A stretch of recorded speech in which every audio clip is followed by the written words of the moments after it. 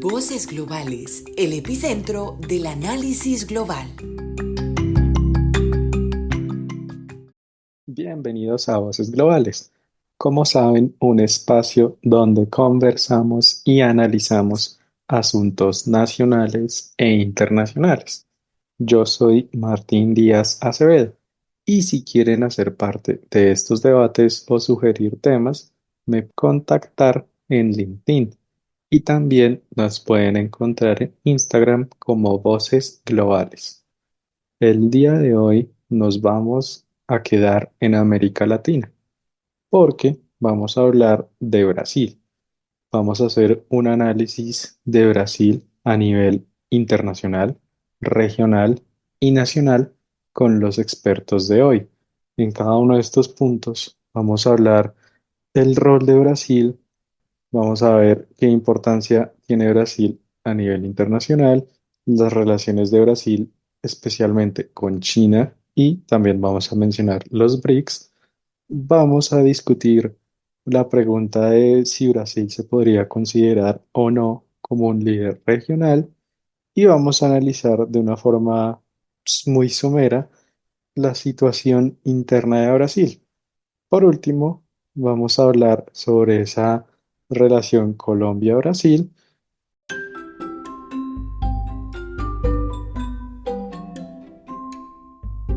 El análisis. Para hablar de este tema tan importante de análisis que vamos a tratar hoy, tenemos a Daniel Torres Prieto, quien es abogado de la Universidad del Rosario, especialista en Derecho Comercial de la Universidad de los Andes. Bienvenido, Daniel. Muchas gracias por volver a aceptar la invitación. Hola Martín, ¿cómo estás? Y pues a las personas que escuchan este podcast, yo feliz siempre de volver y más con un tema que creo que es muy relevante, no solo para Latinoamérica, sino también para Colombia, que es, digamos, como este resurgimiento o renacimiento, en mi opinión, de Brasil en el escenario internacional. Y también tenemos a Juan Andrés Gascón, que es investigador docente predoctoral en Relaciones Internacionales de la Universidad Autónoma de Madrid y previamente fue magíster y licenciado en Relaciones Internacionales con formación en estudios regionales en el sur global y es cofundador del Centro de Investigación de Asuntos Estratégicos Globales. Bienvenido, Juan Andrés. Qué bueno tenerte de nuevo. Muchas gracias, Martín, por la invitación y también encantado de compartir el espacio con el licenciado Daniel para discutir este tema, sobre todo comprendiendo, ¿no?, cómo Brasil se ha convertido en un actor importante no solo a nivel regional, que ya de por sí lo era, sino a nivel internacional. Bueno, y de hecho, Juan Andrés, ya que mencionas eso, empecemos contigo de ese tema de internacional con Brasil. Iniciamos primero internacional, nos vamos regional y terminamos con local. Entonces, ¿cómo sería ese primer análisis, observación que podrías darnos desde Brasil en el plano internacional?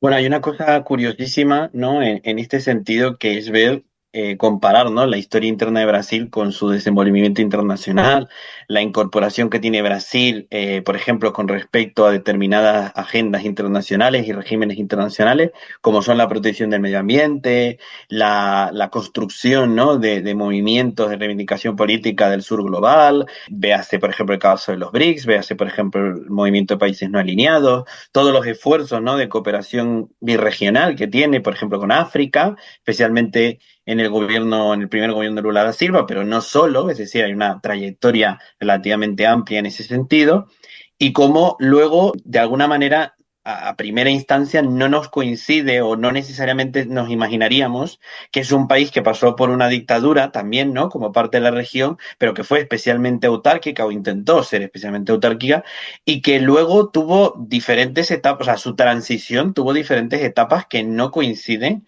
con la experiencia que tuvieron otros países, pero no solo no coinciden en el sentido de que, por ejemplo, no sea exactamente igual a la argentina o exactamente igual a la chilena, sino que responden a unas condiciones muy puntuales que no nos harían imaginar, como he dicho, que llegase al punto en el que está Brasil hoy. Por ejemplo, el hecho de que es el único país lusófono de su región.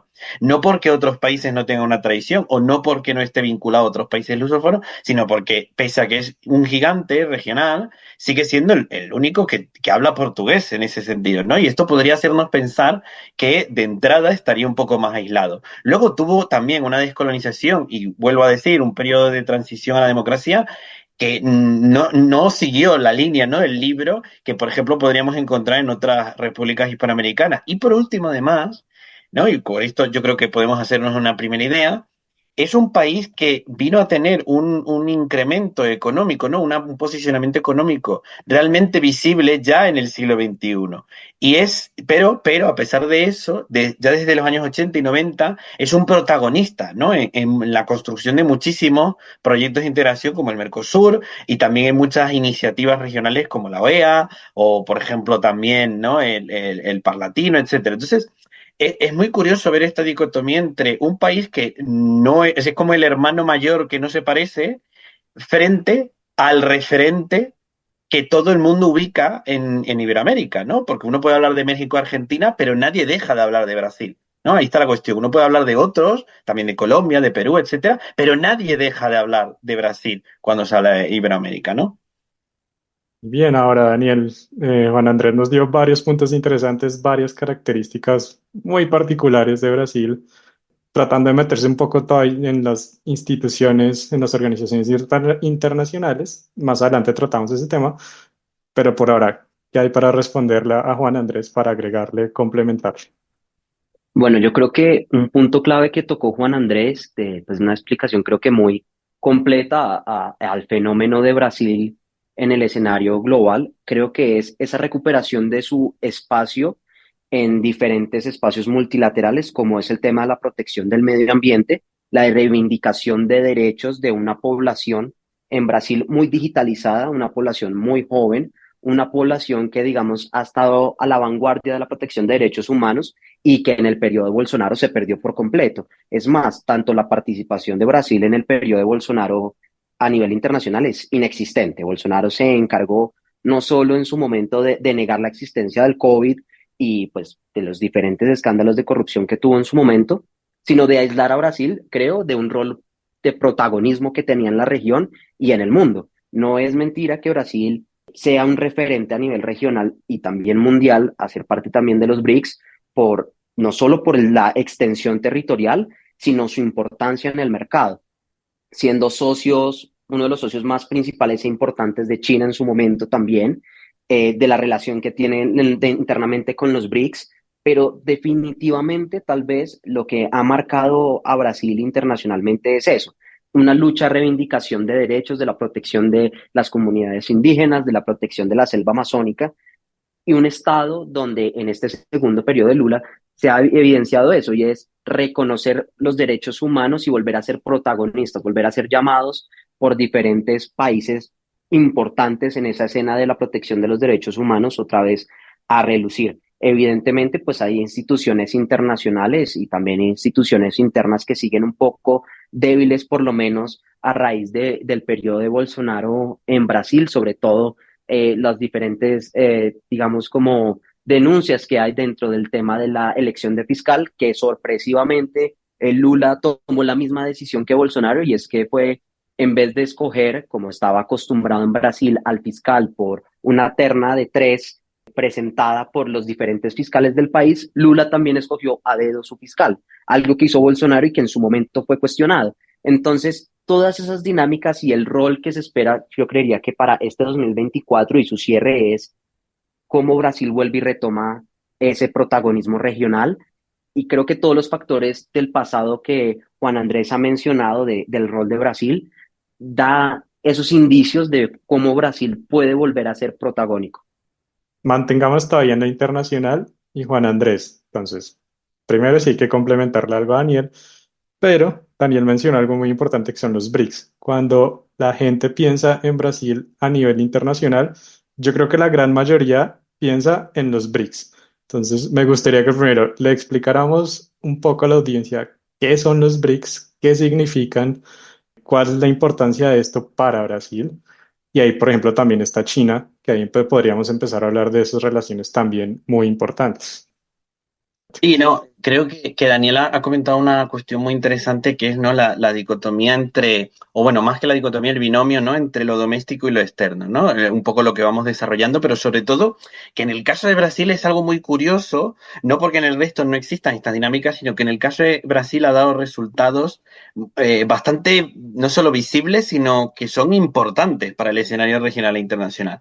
Veas el caso, por ejemplo, que ha mencionado Daniel de Bolsonaro, ¿no? Bolsonaro en una retórica al menos, ¿no? Estoy hablando en sentido discursivo, que asumía, ¿no? Todo este revés de un giro hacia Estados Unidos, una especie de recuperación de todo el simbolismo nacionalista o incluso más patriotista que nacionalista y toda esta lógica militarista, etcétera. Luego, por la propia posición que ya tiene Brasil en el escenario internacional para cuando él asume la presidencia, tiene que echar para atrás muchas cosas. Lo primero, la relación con China. ¿No? En la campaña había hecho incluso una gira por Taiwán, incluso había declarado, ¿no? En una gira que hizo entre Taiwán, Japón y Estados Unidos, que esos eran los países amigos que quería para Brasil. Pero un mes después de asumir la presidencia, ya había una agenda de cooperación con China. Es más, no solo la había, es decir, se planteó una nueva agenda, sino que se continuó con muchas de las cosas que ya había propuesto, no solo Temer y Dilma, ¿no? Que fueron periodos más pequeños o menos significantes, sino específicamente Lula, ¿no? Y en este sentido, vemos cómo Bolsonaro, bueno, no Bolsonaro, pero digamos su administración en el conjunto, se da cuenta de que esta posición de Brasil a nivel internacional, sobre todo en las cadenas de suministro que lo conectan con China, no se puede ignorar, no se puede obviar, ¿no? Y de hecho, hay una anécdota muy interesante que es cuando uno de sus hijos, que es diputado, mucho más radical que él, creo yo, declara, ¿no? Que China, bueno, era culpable del COVID y hace una serie de acusaciones. China responde. Y Bolsonaro y el ministro bueno, el ministro de Exteriores se implica, ¿no? Negativamente, pero luego Bolsonaro y la embajada brasileña en China dan un giro completamente y plantean, no, bueno, no quiso decir eso, o no, bueno, sí, vamos a emitir disculpas. Eso rompe, ¿no? Con este esquema de, no, es que Bolsonaro, no, no. Al final se impone una lógica más pragmática porque el propio Brasil ya está en una posición que no deja que sus gobiernos, y viceversa, cambien demasiado, ¿no? Ya no solo el esquema, la estructura, sino el plan. Y luego, claro, ahí viene el tema de los BRICS. Hay una cosa muy curiosa y es que Brasil fue un promotor, digamos, prácticamente original de los BRICS. Hay que entender que el término BRICS viene de una denominación que a principios, sobre todo de los 2000, planteó uno de los economistas de Goldman Sachs para definir estas economías emergentes o, como a mí me gusta llamarlas en el caso de Rusia y China, reemergentes, que, bueno, parece que se estaban agrupando, ¿no? Y teníamos esta iniciativa entre Brasil, Sudáfrica y la India, a la cual, curiosamente, se suma China. Que esto es algo que no se dice y que, sobre todo aquí en Europa, se habla de BRICS no pensando en Brasil, sino en China. En menor medida Rusia, pero sobre todo en China. Mientras que en Iberoamérica automáticamente lo ubicamos con Brasil y los demás. Pero la diferencia de por qué esta perspectiva es así, creo, o al menos yo interpreto, que se da porque precisamente China no es que se apropie, pero sí asume un liderazgo en los BRICS que no le correspondía en el sentido de fundador original o del primer promotor, ¿no? Que sí lo tiene Brasil, por ejemplo. No porque Brasil se sumase, ¿no? a la propuesta formal de organización tan rápido, pero sí porque fueron uno de los promotores de este tipo de cooperación, ¿no? De esta cooperación horizontal, de sur-sur, etcétera. Además, es una pionera, Brasil ha sido un pionero en esto, ¿no? Como Estado. Entonces, claro, esta posición de China con respecto a los BRICS se gana a raíz de que China precisamente se posiciona también como la segunda economía y potencia del mundo. Ahora, la relación China-Brasil, porque esto es algo muy importante y que yo realmente defiendo mucho, y es gran parte del éxito de China a nivel internacional ha sido el saber relacionarse con otros países del sur global y con otras economías en desarrollo, más que con el norte global. Y aquí con Brasil es clave. China el año pasado logró un récord, o la región logró un récord con China en cuanto a comercio exterior, es decir, a las relaciones comerciales entre la región y China. Y claro, Brasil está en ese top 3 de países, a veces está en el top 4, tal, pero suele estar en el top 3 de esos países y concretamente en el caso del 2023, como uno de los países que mayor inversión recibió. Esta relación lo que nos permite demostrar es que China primero conoce que tiene que llevarse bien y tiene que crear una sinergia con los países iberoamericanos, concretamente con Brasil, y Brasil entiende que China es precisamente uno de los mercados más importantes que hay para sus productos. Esto, por supuesto, arroja ese debate de reprimarización de Brasil, ¿no? Bueno, Brasil, que es una economía relativamente diversificada, se va a reprimarizar. Ojo, pero cuidado, porque hay una discusión interna, ¿no? Que esto lo podemos conectar luego con la parte doméstica. Hay una discusión interna en la que Brasil es muy consciente de esto, ¿no? Y otra cosa es que los gobiernos lo sepan gestionar mejor o peor. Pero Brasil como Estado tiene una agenda en la que se discute este tipo de cosas. Y aquí, por último, y con eso acabo, creo que es importante incorporar, ¿no? Para seguir entendiendo esta doble relación entre lo doméstico y lo externo, el rol de determinados actores, ya no solo de los partidos políticos, sino especialmente, por ejemplo, de las comunidades epistémicas, ¿no? De las universidades, de los centros de investigación, de las líneas de investigación o grupos, porque, por ejemplo, en Brasil, no es que todas sean de bastante peso, pero sí existe una noción bastante importante de que los expertos o los que analizan la política internacional son una pieza clave para construir una agenda estatal. Y esto lo tiene muy claro Brasil, que curiosamente lo comparte con China y de hecho influenció a China en este sentido. Entonces, creo que es importante verlo porque nos ayuda a entender que Brasil ya no está en una posición en la que puede improvisar. O sea, su propia posición y relación con otros le hace tomar una agenda en particular. No es que lo obliga, pero digamos que las condiciones de alguna manera lo orientan a eso. Daniel, entonces, Juan Andrés mencionó bastantes cosas que son todas muy interesantes para tratar. ¿Con cuál empezamos? Bueno, yo creo que como estamos yendo de lo macro a lo micro, profundizar un poco más en el tema de esa influencia de China, creo que es fundamental y no solo eso explicaría varios fenómenos en Latinoamérica, sino también nos permite entender por qué el rol de Brasil también es muy influyente en la región y en otros escenarios, también inclusive en temas económicos. Y es muy sencillo. China, como bien dice Juan Andrés, tiene una particularidad y es que su interés primordial es entrar por el cono sur. Digamos que Latinoamérica en general, esto no es una mentira, pues las economías dependen también mucho de ese comercio, de ya productos de tecnología o productos ya finalizados, de los cuales hacen parte de la economía y del diario vivir de estos países. Y es curioso pensar que Brasil, con la extensión territorial que tiene y con todos los productos, tanto como materias primas como productos finalizados, pueden, digamos, disponer en el mercado y disponer también hacia China, también se vuelve como ese aliado estratégico en China, de China, perdón, en la región, porque de la misma forma que hay una simbiosis entre esos dos países, esa misma cualidad la tiene Brasil con varios países en Latinoamérica. Por ejemplo, el caso de Paraguay. La economía paraguaya sí o sí tiene un estrecho relacionamiento con Brasil y hace que inclusive su dependencia real en materia económica sea en Brasil. Tan así es que varios paraguayos y varios brasileros tienen empresas en los dos países precisamente en este, digamos, como puede ser un ciclo económico de compartir o por lo menos de entenderse a nivel regional.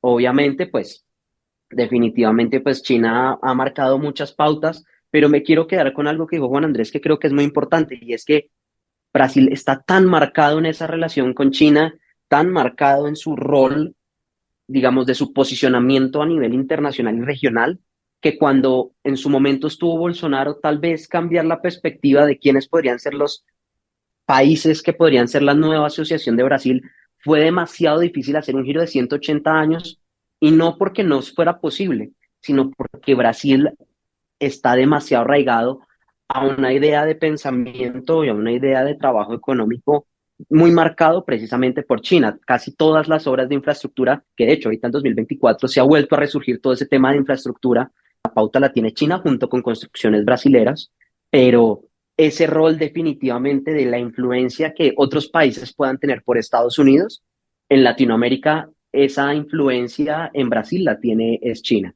Entonces, es muy curioso ver eso, que por primera vez se puede hablar de una influencia directa de otro actor internacional diferente a Estados Unidos, donde el tema económico es la bandera principal más allá del escenario político, porque generalmente se habla de la influencia norteamericana en el escenario político y China realmente es una influencia económica, lo cual creo que ha beneficiado de alguna u otra forma a esos mercados que están sobresaliendo, que no son emergentes, que no son unas economías que apenas están arrancando, pero que sí tienen una pauta diferente, que se están ya sobreponiendo inclusive sobre otras economías a nivel regional.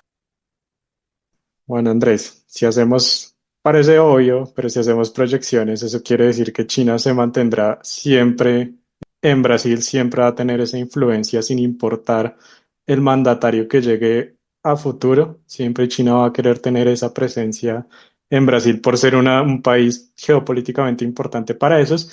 Y un último tema antes de avanzar más hacia lo regional es el medio ambiente, ya lo han mencionado. El medio ambiente es una bandera de Brasil en política exterior. Hablar del Amazonas son muy importantes para cualquier mandatario, o esto va variando dependiendo del gobierno que llegue. ¿Cómo trata ese tema Brasil para mantenerse un líder en este tema? Y bueno, con lo primero, a ver, claro, es difícil, ¿no? Porque esto es como la típica reflexión de todos los imperios caen. O sea, al final, China históricamente con Brasil tiene una relación bastante estrecha, es decir, incluso durante el periodo dictatorial y la transición democrática, ¿no? Entre los 80 y los 90, hubo una relación un poco más lenta, un poco más fría, ¿no? Que otros países, pero la hubo y especialmente a inicios del siglo XX, ¿no? Entre Itamar Franco y Enrique Cardoso, entre sus dos gobiernos, lo que vemos es un Brasil que incluso apoya la incorporación de China en la Organización Mundial del Comercio, especialmente con Enrique Cardoso, y vemos ya con Lula, ¿no? Todo este apuntalado de toda esta promoción de los BRICS y de la cooperación sur-sur, que es, y hay que destacar esto, es una iniciativa bastante brasileña, es decir, y lo vuelvo a remarcar, como lo había dicho al inicio, ¿no? Es una de las banderas que tiene y en donde, y conecto con lo segundo, el medio ambiente tiene una importancia fundamental, al menos retóricamente, ¿no? Luego ya habría que ir, ¿no? Iniciativa por iniciativa a ver qué tipo de resultados tiene. Claro, esto de la bandera ambiental, hasta qué punto corresponde con la realidad, ¿no? Ya sea que discursivamente lo apliquen o no. Siempre está esta dicotomía otra vez entre Lula y bueno, y en los últimos gobiernos, ¿no? Porque ha vuelto otra vez en su segundo mandato, pero sobre todo con Bolsonaro, de, bueno, es que Brasil tuvo ese impasse medioambiental. Bueno, en realidad, con Bolsonaro es que una cosa son las circunstancias y otra cosa son las reacciones. Claramente no era una de sus prioridades, al menos en el sentido simbólico, ¿no? Como parte del gobierno, pero luego a nivel de gestión tampoco hubo, no digo que hubo una buena, pero tampoco hubo el desastre esperado, ¿no? De hecho, gran parte de las acusaciones de incendio que hubo, especialmente en el de 2019 y 2021, fueron más bien vinculadas a la mala gestión ambiental de Bolivia, por ejemplo, ¿no? Que esto se habla poco, ¿no? Porque al final todo el espacio amazónico y toda la cuenca, ¿no? Que conecta con, o todo el conjunto de selva que conecta con Perú, con Bolivia y con otros estados, por ejemplo, con Venezuela, suele darse toda la responsabilidad a Brasil cuando gran parte de los desastres medioambientales están en Venezuela o en Bolivia. Ahora, claramente, Lula ha sido, y lo sigue siendo en este segundo mandato, uno de los presidentes que más ha destacado el rol de Brasil en este sentido, ¿no? Esto, o sea, una cosa no quita la otra. Y por supuesto hay una tendencia, ¿no? Y esto yo creo que es parte de un movimiento regional de determinadas izquierdas políticas que ven en el medio ambiente, ¿no? Una especie de espacio vital para agendas políticas con respecto a la sostenibilidad, la protección de la biodiversidad, la propia implicación que tiene la protección del medio ambiente con respecto a la economía nacional, porque hay que recordar que si hablamos de un Brasil cuyo sector primario agrícola es muy importante, por ejemplo en el sector de los biocombustibles, es indispensable hablar de la sostenibilidad de esas industrias. ¿Por qué? Porque es que si no, no hay agenda de Estado posible. Si no se incorporan estos criterios, si no existe esa discusión, en algún punto va a colapsar este tipo de industria, ¿no? Como ha pasado en otros países, ¿no? Con los dátiles en Medio Oriente, con por ejemplo, la palma en el sudeste asiático, etcétera, ¿no? Hay diferentes ejemplos. Entonces, bueno, creo que por un lado China en este sentido tiene que todavía, o Brasil cree que tiene que todavía responsabilizarse de algunas cosas, ¿no? Incorporarse a estos criterios, no porque China per se no les interese, sino porque una cosa es lo que se dice y otra cosa lo que se hace. Y claro, aquí vuelve, y con esto termino, una cuestión fundamental, ¿no? Y que creo que tiene mucho que ver con lo que pasa luego domésticamente, y es quién se queda con el valor agregado y el desarrollo, tanto de protección ambiental como a nivel económico, de esta relación o del propio posicionamiento de Brasil en la región, ¿no? Como mencionabas, Martín, el caso de Paraguay, ¿no? El caso, ¿quién se queda con el dinero que se genera? Claro, ahí la discusión está en que China parece que es la que sale más beneficiada a largo plazo, ¿no? Entonces, una de las pugnas de Brasil, incluso académicamente, con todo esto del realismo periférico, etcétera, es, vale, ya sea con Estados Unidos o con China, porque hay que entender que Estados Unidos sigue siendo un socio importante de Brasil, aquí Brasil tiene que ser el que gane, ¿no? Esa es la discusión que hay ahora. Daniel, ¿cuál es la opinión frente a este tema medioambiental, esta bandera medioambiental? Y pasémonos ya al tema más regional con una pregunta, entre comillas, tal vez muy sencilla, y es si Brasil se podría caracterizar como el líder de la región o no. Bueno, yo me voy a remitir primero a la pregunta de si el tema medioambiental es una agenda que puede cambiar por los gobiernos o no. El tema de Brasil, ¿cuál es? Hay un fenómeno psicológico que se llama el bandwagon, que palabras más, palabras menos es cuando un grupo amplio de personas está haciendo algo, llama a los individuos políticos, los gustos sociales o en este caso los ideales programáticos que tiene la población en Brasil y que los mismos, digamos, expertos y universitarios se encargan también de propulsar.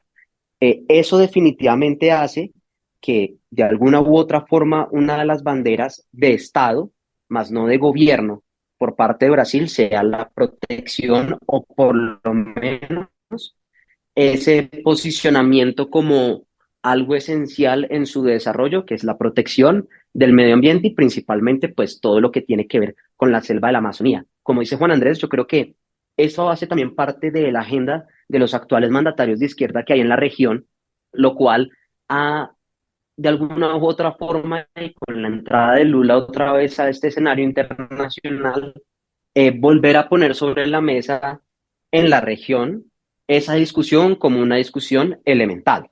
Entonces, al final del día, más allá de ser un tema de gobierno principalmente, yo sí considero que el tema de la protección del medio ambiente, por lo menos en Brasil, va mucho más allá al gobierno y se vuelve ya como parte de algo intrínseco a lo que al brasilero le gusta ver, a lo que le interesa, por lo menos desde un escenario político y social.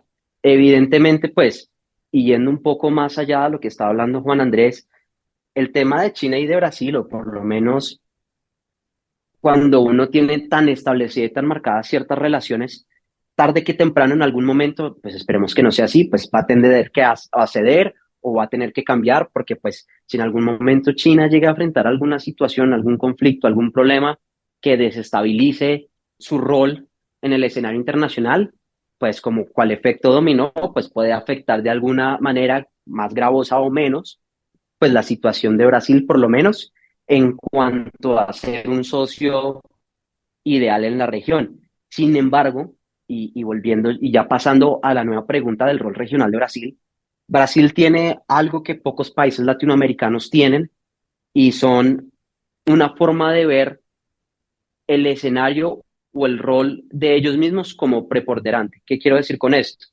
Brasil se ha tomado en serio la bandera del liderazgo en la región. No son como otros países que a pesar de tener buenas ideas o por lo menos de tener presidentes o políticos o cierto tipo de preponderancia en escenarios internacionales, Brasil sí se ha tomado la molestia y el tiempo de que con el ejemplo interno y propio demostrar que sí están capaces de hacer o realizar diferentes acciones.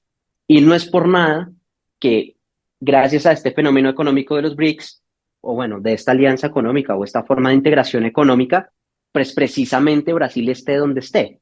Porque el caso cual diferente es el de Argentina, que podría, o inclusive el de Chile, que son economías en su momento que eran economías fuertes, pero que hoy en día están enfrentando circunstancias que no los hace un país productivo. Y esa es la diferencia tan grande que hace que Brasil sea un líder en la región y porque ellos mismos han decidido serlos, ellos mismos se han tomado la tarea de gestionar para ser los líderes. Tienen tierras fértiles, tienen un turismo bastante marcado, tienen un tema que a pesar de que suene un poco escueto, y es el tema del fútbol. El fútbol como una economía donde cada rato se ve cómo el talento de Brasil va saliendo hacia el exterior y cómo eso dinamiza una economía de un fútbol que se vende en Europa, un fútbol que va llegando y va impactando cada vez más.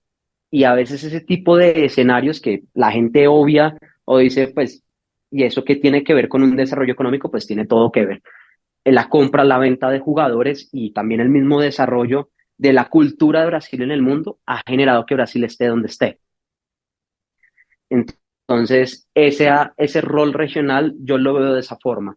Es un rol apropiado por ellos mismos precisamente porque están en una posición, por lo menos geográfica, ideal, con una extensión territorial amplia que les permite hacer muchísimas cosas y una población que a nivel internacional, por un tema social, cultural, empresarial, es reconocido pues internacionalmente y creo que eso ha permitido que esté donde esté.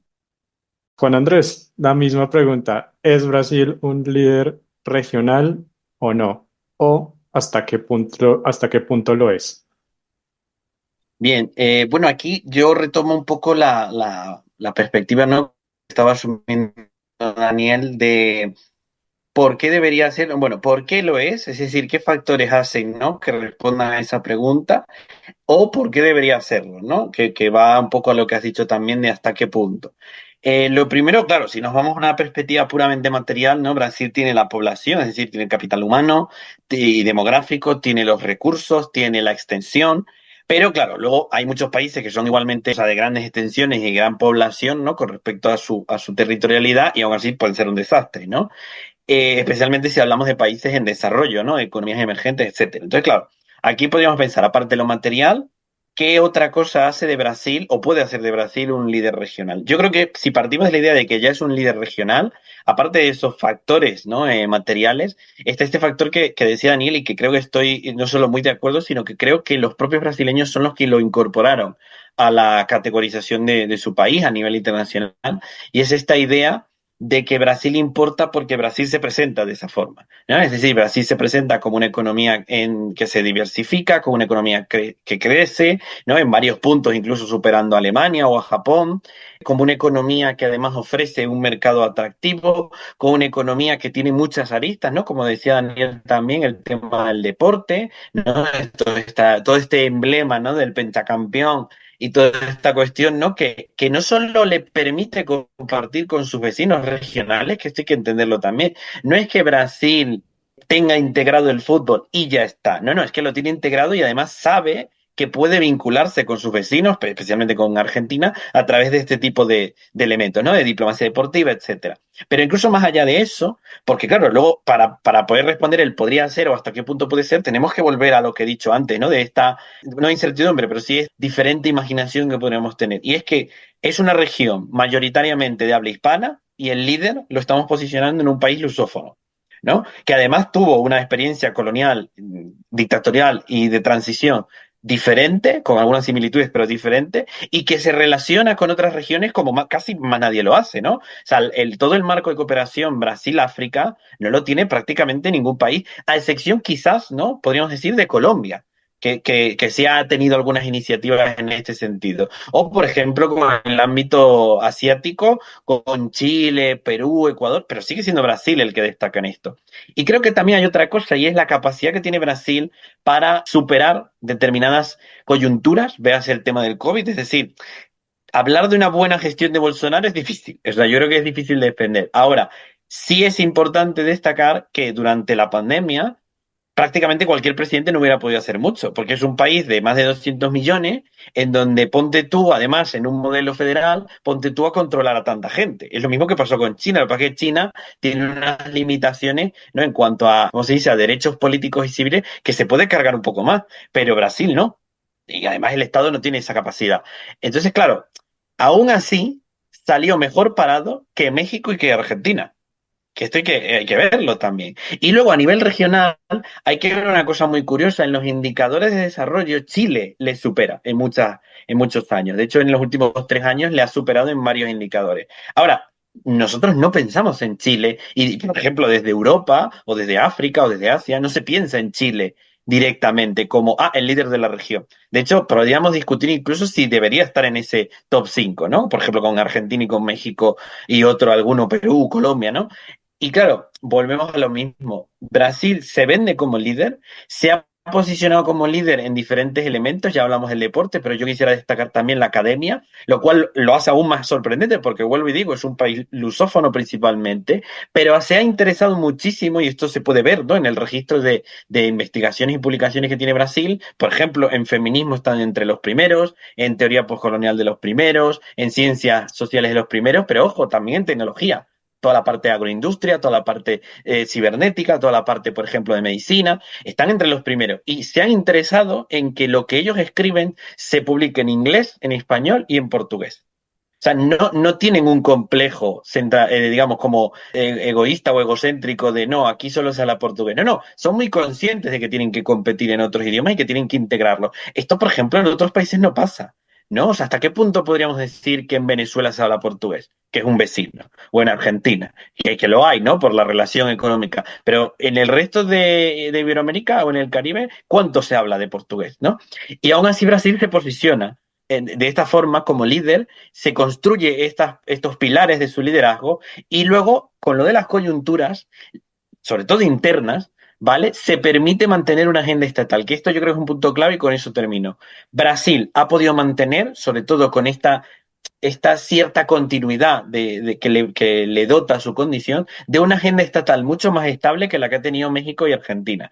Un México totalmente atropellado por el narcotráfico y la inseguridad, cosa que en Brasil no es que sea menor, pero lo ha podido mantener una agenda pese al tipo de gobierno, o sea, el color político del gobierno, y con una menor volatilidad de la que podría tener Argentina, porque ya sabemos la situación económica y política que ha tenido en las últimas décadas. Entonces, esto yo creo que es un punto clave, por supuesto discutible, ¿no? En detalles, pero es un punto clave para ver por qué Brasil se ha mantenido y se ha permitido mantener en esa posición. Y luego, claro, si a eso le sumamos todo lo que venimos hablando de se relaciona con China, con la India, con África y con Estados Unidos, no solo porque es grande, sino porque ha sido de los primeros en hacerlo y es un fundador del Mercosur, pues claro, ahí ya el que golpea primero golpea dos veces. Vamos a pasarnos al penúltimo tema. Para Daniel, sobre todo teniendo en cuenta eso último que dijo Juan Andrés, de que Brasil se ha mantenido más como con política de Estado a pesar de los cambios de gobierno, y ustedes ya lo han mencionado, pues varias veces han tratado el tema interno de Brasil. ¿Cómo está Brasil localmente? Yo sé que eso sería prácticamente un tema para otro episodio, porque es bastante complejo, pero en términos generales, digamos que en los últimos años Brasil ha tenido Lula, Bolsonaro, Dilma, cada uno de esos gobiernos y otros ha tenido sus propios problemas internos, pero parece, como ha mencionado Juan Andrés, que se mantiene en cuanto a política exterior, a política de Estado. Así a grandes rasgos, un análisis muy, digamos que superficial, cómo está Brasil a nivel local. Bueno, pues a nivel local yo creo que sorpresivamente, a pesar de que uno desde afuera puede ver a Brasil como un estado estable, valga la denominación, pasa un fenómeno muy similar y creo que eso es lo único que se ha contagiado de Latinoamérica o por lo menos de Hispanoamérica a Brasil. Y es que los escándalos de corrupción existen, una sensación en su momento, sobre todo en el mandato en el gobierno de Bolsonaro, de una especie de insatisfacción debido a que la agenda programática pues no avanzaba como la población lo esperaba. Además que pues Bolsonaro entra precisamente detrás de los escándalos de Lula en su momento por hechos de corrupción. Digamos que Bolsonaro llega es supuestamente un superhéroe a solucionar y a cambiar una bandera, como decía Juan Andrés en un momento, con una idea muy patriótica, muy nacionalista, más que todo patriótica, que su gobierno no fue reluciente, pero tampoco fue nefasto. Y creo que la sensación actual de Brasil o de los brasileros internamente puede ser muy similar a la que uno puede sentir en otro país latinoamericano en cuanto a que la vida funciona, hay corrupción, pero no estamos mal. Podríamos estar peor, podríamos estar en otros escenarios. Creo que definitivamente para Brasil Lula tiene sentido. Que vuelva Lula, que Lula tenga este segundo mandato, en Brasil tiene sentido.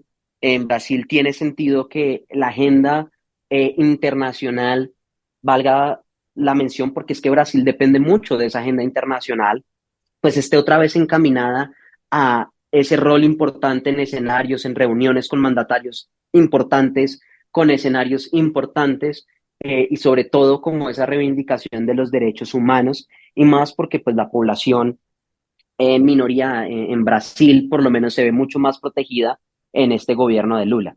Entonces, esa reivindicación de derechos creo que va a marcar la pauta en el 2024 para Brasil, incluyendo obviamente pues todo el tema del desarrollo de infraestructura que tienen presupuestado, que tal vez en un par de años Brasil vuelva a ser la casa de escenarios internacionales importantes, de acuerdos de la protección del medio ambiente importantes, pero deja también como, es una sensación tal vez agridulce pensar que igual Lula toma en algunas ocasiones unas decisiones muy similares a las que Bolsonaro pues tomó en su momento. Volviéndome otra vez al tema del fiscal, el tema de la elección de fiscal a dedo deja una sensación bastante inoportuna en Brasil, porque se vuelve pues un fiscal de bolsillo que va, digamos, a estar acorde al gobierno de turno, y pues que en Brasil no era así.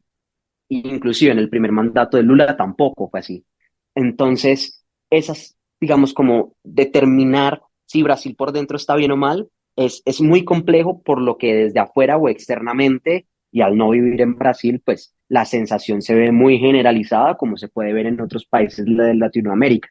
Pero definitivamente la entrada de Lula sí ha otorgado a la población como un respiro nuevamente en esa lucha de derechos humanos que el brasilero en sí como tal respeta, valora mucho y le interesa más que cualquier otro tipo de cosas. Evidentemente ya pues temas sociales, temas ya de crimen organizado que han sido una constante en la historia de Brasil, tal vez sí ha disminuido con el tiempo. Ya digamos que lo que se escucha principalmente de Brasil son más cosas positivas que negativas, pero las sensaciones creo que son ni bien ni mal, estamos bien. Creía yo que podría resumirse a rasgos modos esa situación interna. De acuerdo con este comentario que nos da Daniel, Juan Andrés. Sí, yo creo que también en esta línea, ¿no? de continuidad.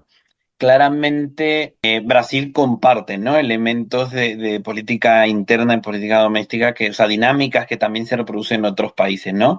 Lo primero es este abanderamiento, ¿no? Que hace, por ejemplo, el Partido de los Trabajadores, ¿no? Y todo lo que fue Lula y es Lula simbólicamente con respecto a los derechos humanos, como venía diciendo Daniel, que corresponde a esta apropiación partidista de muchas izquierdas, no de todas, pero de muchas izquierdas y en algunos casos algunas derechas, de que la agenda de derechos humanos es parte de un gobierno, ¿no? Es como, vótame a mí porque, o apóyame a mí porque soy el que defiende los derechos humanos, el resto no, o no lo hace bien, ¿no? Y claro, esto luego, por supuesto, tiene sus disparidades, ¿no? El hecho de que, por ejemplo, internamente Brasil no ha avanzado categóricamente en una reforma agraria como se había propuesto en el primer gobierno de Lula y como se viene exigiendo en gran parte, ¿no? Tiene mucho que ver con estas dinámicas internas entre los terratenientes y la agroindustria, los campesinos, etcétera, que no es fácil desmontar en un país de 2 millones, ¿no? Perdón, de más de 200 millones. Entonces, claro, estas dinámicas permiten cierta estabilidad, pero por otro lado, como decía también Daniel, no reproducen lo que pasa en otros países, ¿no? Prácticamente es como que, por mucho que sea Brasil, sigue siendo iberoamericano, ¿no? Entonces sigue siendo parte de la región, te van a tocar problemas de la región. Y ahí entra uno muy importante, que es el de la desigualdad.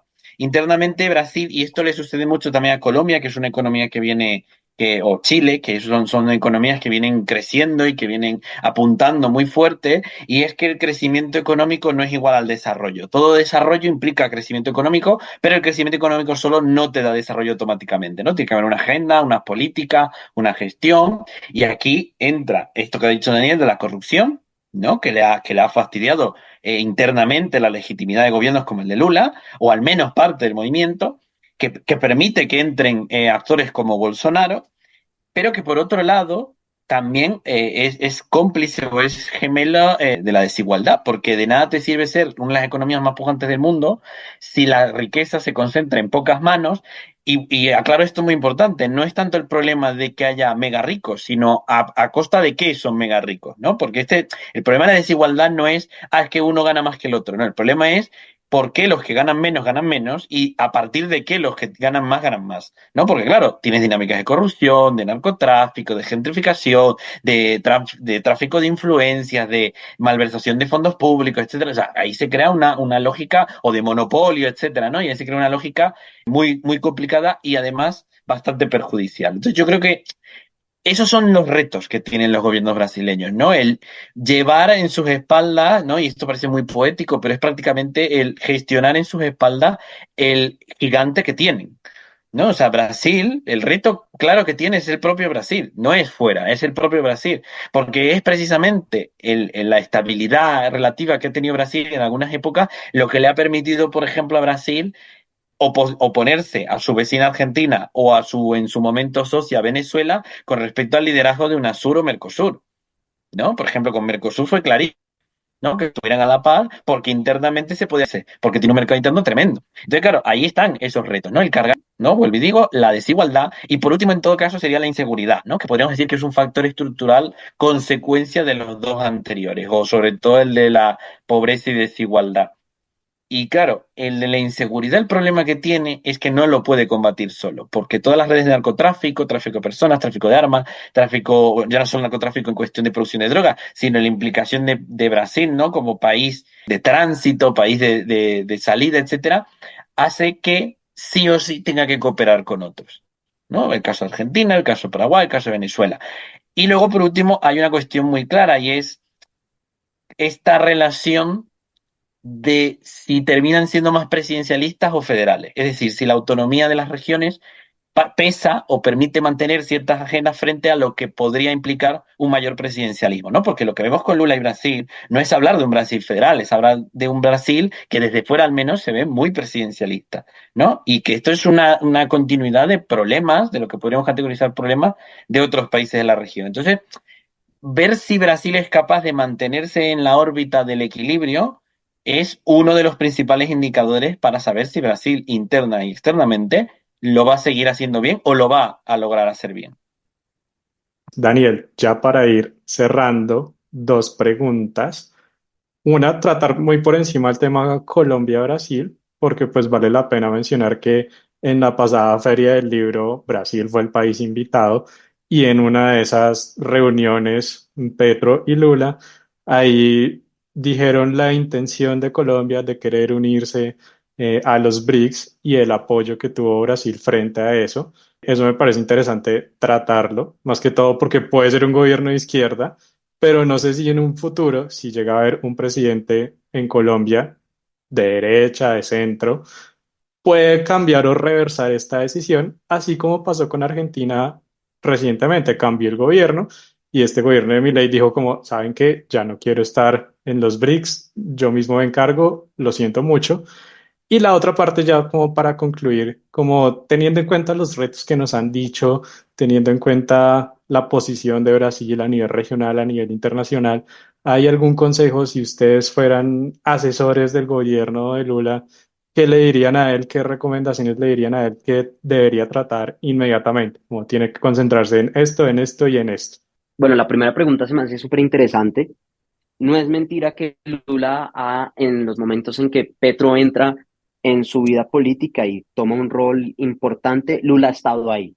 Creería yo que una relación que va más allá a que casualmente Petro sea hoy presidente de Colombia, sino que mutuamente se han apoyado a lo largo del tiempo precisamente por tal vez ese lineamiento de ideas de un corte más de izquierda, progresista y sobre todo de protección del medio ambiente, que a pesar de que yo soy partidario de que la protección del medio ambiente no debería pertenecer a una tendencia política u otra, pues la realidad es que en Latinoamérica por lo menos la bandera la ha tomado ese precisamente el grupo de izquierda, ¿no?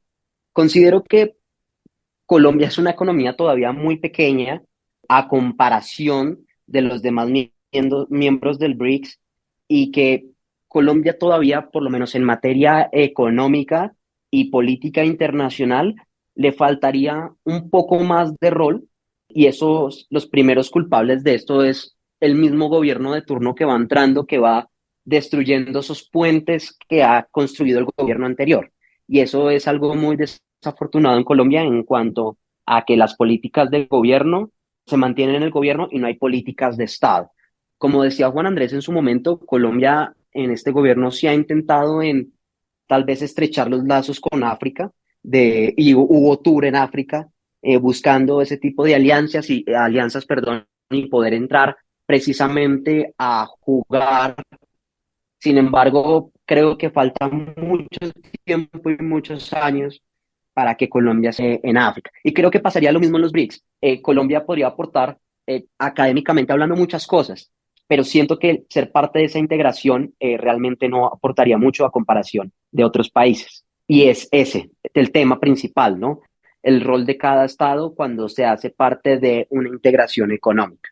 Eso por un lado. Ahora, es curioso que en la Feria del Libro, cuando se escoge Brasil como país invitado y se da esta reunión entre Lula y Petro, y definitivamente ese padrinaje que hay de Brasil a Colombia, en gobiernos pasados no era tan marcado y no se daba precisamente por el mandatario y por esa agenda programática que hay en el gobierno que permite esto.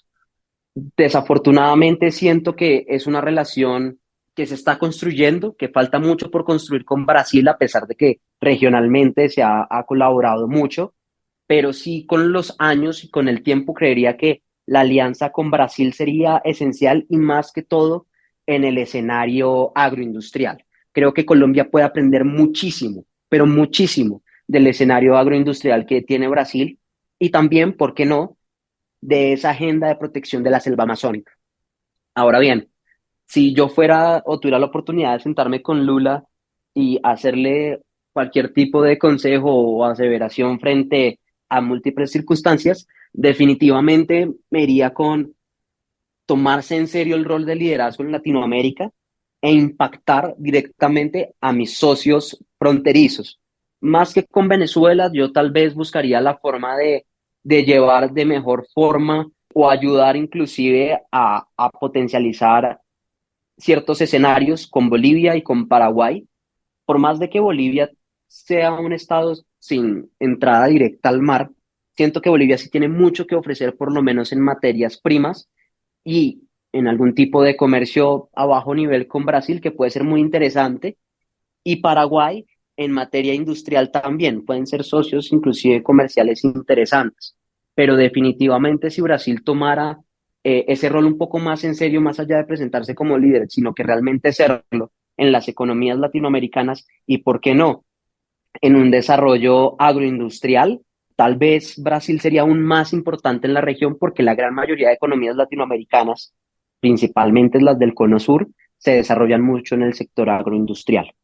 Y que ellos se vuelvan un socio comercial importante en esas regiones, daría a Brasil un posicionamiento aún más grande, sacando de alguna u otra forma a otros actores importantes, lo cual creo que sería bastante para Brasil en búsqueda de socios también en ideas programáticas como la protección de derechos humanos y la protección inclusive de los mismos pues, temas del medio ambiente. Listo. Entonces, Juan Andrés, si quieres aportar algo sobre esa relación Colombia-Brasil. Y pues también la última pregunta para concluir, una recomendación, un punto, dos puntos importantes que debería tratar el presidente Lula en estos momentos. Sí, claro, yo con lo primero, la relación Brasil-Colombia, yo la veo, o sea, coincido con Daniel que Colombia no, en comparación, ¿no? Todavía no llega a ese estatus al que ponemos a Brasil, ni siquiera al que podríamos poner a México y a Chile, pero sigue siendo una economía pujante, sigue siendo una economía con un capital humano bastante competitivo, una economía insertada internacionalmente con bastante puntos fuertes. Creo que aquí la cuestión, por ejemplo, desde la perspectiva colombiana es ponerse en una posición más pragmática, es decir, y bueno, y es que ese es un problema estructural, ¿no? Que podríamos señalar como un problema estructural colombiano o sea, del Estado colombiano de, vale, cuando las políticas de gobierno se pasan a una agenda estatal que además no dependa de que cambie el color político, porque claro, si nos tiramos todo un periodo de uribismo, luego una ruptura y luego otra vuelta a un determinado movimiento político que reivindique el anterior y así, Claro, estas rupturas de blanco y negro cada tanto son muy perjudiciales, ¿no? Para mantener una agenda de Estado. Yo creo que en este caso Colombia no es que Brasil sea el mejor ejemplo, pero sí podría aprender, como ha dicho Daniel, en este sentido. Y luego hay otra cosa que creo que es positiva para ellos, sobre todo también desde la perspectiva de Brasil, y es que Colombia es el hermano vecino que, si bien tiene problemas, ¿no? Porque también tiene toda una situación con el narcotráfico, la inseguridad, etcétera, y la desigualdad, sigue siendo menos asfixiante que Venezuela, ¿no? Y esto se ha visto muy claramente con el caso de Guyana y el ese equipo. Brasil y Colombia se coordinaron para decirle a Venezuela o al gobierno venezolano, ¿no? Que no es lo mismo. Oye, párala, porque, o sea, para porque se te está yendo de las manos y este juego que estás haciendo para legitimidades internas no nos conviene a nosotros, ¿no? Y son dos gobiernos de izquierda y aparentemente de una tradición, que podemos decir entre comillas, aliada del chavismo, y aún así se coordinaron distintos, ¿no? Entonces yo creo que ahí Brasil encuentra en Colombia un socio, un vecino bastante mejor situado, bastante más claro, sobre todo ahora con el gobierno de Petro simbólicamente coinciden, ¿no? Como decía Daniel, en muchas más cosas, pero por el lado colombiano, claro, todavía queda mucho que recorrer. Y creo que queda mucho recorrer teniendo en cuenta el enorme potencial que hay, ¿vale? Porque a Brasil, otra vez volvemos, ya tenemos insertado en la cabeza de que, claro, es que es Brasil, pero ojo, que Colombia tiene salida al Pacífico, ¿no? Y tiene una distribución poblacional que le permite construir infraestructura mucho más transversalmente que Brasil. Brasil le pasa lo mismo que a China o que Rusia, que toda la población está concentrada en un solo lado. Colombia no tiene necesariamente el mismo problema. Por supuesto, tiene zonas menos desarrolladas que otras, pero me refiero a que puede construirlo, tiene ese potencial. Y luego Colombia, y esto le puede pasar también a Chile o a Argentina, tiene una vinculación productiva y económica que con Brasil podría salir muy bien, empezando por toda la parte de biotecnología,